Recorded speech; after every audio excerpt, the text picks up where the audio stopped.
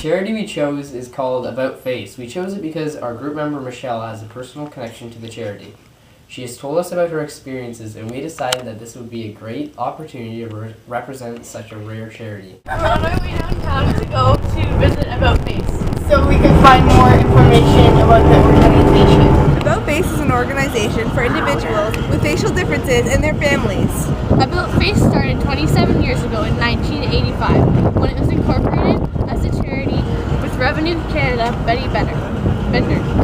AboutFace is the only Canadian charitable organization that provides emotional, peer, and social support, resources, and educational programs to these individuals and their families.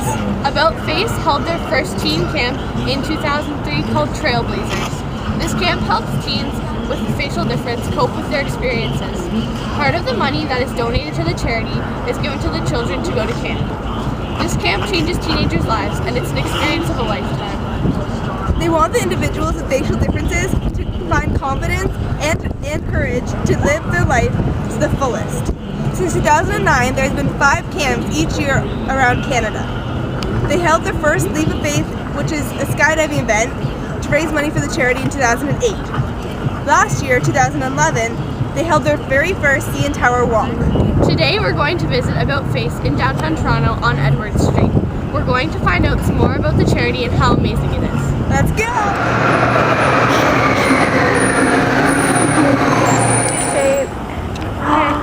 So we're outside the building for AboutFace organization. And we're about to go in and meet Jessica and talk to her and find out how amazing this organization is. Yep, and find out everything we can. So let's go.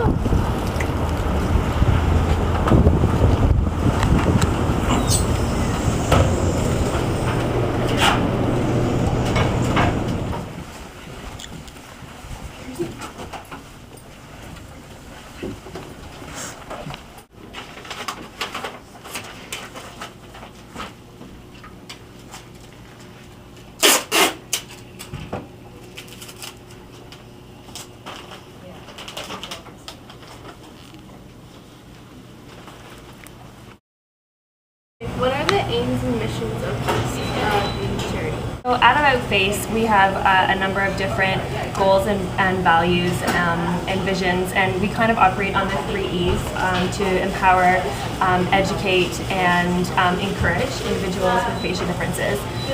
We also, our vision is that hopefully everybody with a facial difference will get to be in a place where they're fully confident and comfortable in interacting in society with, no self-esteem issues or anything like that, and full acceptance. How does the charity support the local community? We have a lot of different programs and services at AboutFace, some of which are a telephone workshop series. So we host every month telephone workshops, one for adults with facial differences, one for adults with acquired facial differences, and one for parents as well. So there's that whole network. So it's nice to be able to kind of connect with a warm voice over the phone versus an email or something like that. So that's one that we do. We have socials that take place quarterly throughout. We also do picnics. For our volunteers, we have a Jesse's Blessings reading program. So say you wanted to volunteer for AboutFace, you could get in touch with us. We would give you all the materials that you would need in order to connect with schools local in your area, and you would set up like a circle time, storybook reading time with children in the area, or like at the schools, and do like a reading with them. We participate in a lot of different conferences and stuff like that, so we're able to connect with other individuals within the industry and healthcare professionals and that kind of stuff. Other services, we have camp is probably our best and well-known service. So it's camp for children ages 10 to 18 with facial differences. Last year we implemented two new programs. So one is a leadership retreat. So it's for the 19 to 24-year-olds, I believe, and it's a week-long expedition going up north canoeing and stuff like that. And then we have an adult retreat as well for adults with facial differences, so it's kind of like camp somewhere nice for adults. And this year we're introducing family camp as well. So we have a lot of different things, and then we have a lot of books and resources and booklets and pamphlets and stuff like that as well. So I could keep going, but If you received the $5,000, how would you spend? we have a lot of programs that we could definitely use the funding for. We would probably use the money for our leadership expedition. We have a lot of funding for our camp program, but the leadership one is new, and it's really important because it's taking our camp graduates and we're teaching them leadership skills so that they can in turn eventually come back and return to camp as volunteers. So if we can instill those leadership qualities and in them, then they're going to come back and be valuable volunteers, because the campers themselves at camp, they relate really well seeing very well adjusted, successful, happy, positive individuals with facial differences themselves. So that's what we would put the money towards, is funding that camp. How is the charity funded and how are the funds spent? We are 100% operating on fundraising. We receive no money from the government whatsoever. We apply for different grants through private organizations and stuff like that. So grants through corporate sponsorships. So we have a number of organizations that we work directly with, but everything is a donation. And so through our fundraising events are very important as well. So we have a couple of key fundraising events that go on throughout the year. One being the Leap of Faith skydiving event, which does very well. And we skydive across Canada and raise money so that we can operate all of our different programs and services. And this past summer we were the first charity to do the Edge Walk at the CN Tower. So we raise all of our money through various sorts of fundraising. What are your plans for the future? We are slowly adding new programs and services. Like last year we added the leadership and then the adult retreat, and this year is the family camp. So our plans is to really take the programs that we have and grow them and make them bigger and better.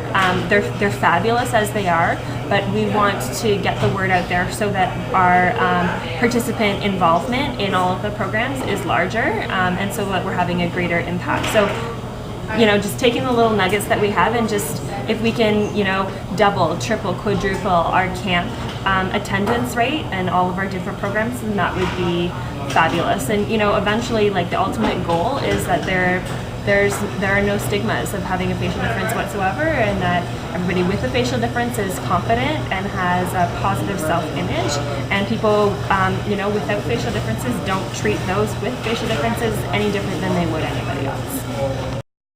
Come on, who says you're not perfect? Who says you're not worth it? Who says you're the only one that's hurting? Trust me, that's the price of beauty. Who says you're not pretty? Who says you're not beautiful? Who says? Hi, my name is Amanda Lazan. I'm 19 years old and I was born with a bilateral cleft lip and palate. I've had too many surgeries to count on my fingers, and to be quite honest, they suck. But it wasn't until AboutFace that I realized that I should be happy to be me, surgeries and all. I've been a member of AboutFace for almost 7 years, and it has taught me to love myself no matter what. After being a part of AboutFace and going to the camp that they offer, I have become a stronger and more confident person. It has given me the chance to make a bunch of great friends and realize that I'm not alone in the world. AboutFace changes lives every day, and it certainly changed mine. I am Amanda Lazan, and because of AboutFace, I know that I'm beautiful. I'm 19 years old and I was born with a bilateral cleft lip and palate. AboutFace came into my life just as I was starting high school. I was really self-conscious about my facial difference and how people were going to react to me being in high school. I was worried that I wouldn't make friends and be bullied. I attended my first AboutFace Trailblazers camp in 2007, my freshman year of high school. The camp totally changed my outlook of myself. I came home with new friends who were going through the same exact things I was. Rather than hiding from my facial difference, I learned to embrace it. I'm Greg and I'm beautiful.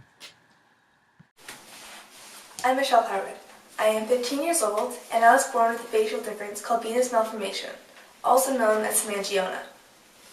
Growing up, I didn't tell anyone what I had. If anyone asked, I'd explain it was a birthmark. That way, I fit in. Everyone has birthmarks. Until grade 7, when I came up across a few friends from my hospital sick kids, and they gave me this brochure, and they told me to check out the camp in the September. So I went. It was amazing. I've been 3 years after that, and it has changed my life. I no longer see myself as this person with a curse. I can look in the mirror and be proud of who I am. These friends that I meet there, they are here for you every step of the way. Through my surgeries, my hospital visits, people picking on me, just like I'm here every step of the way for them. They're close enough to me now that I call family. Facial differences. They're not what we are, they're what we have. My name is Michelle Harwood, and I know that I am beautiful.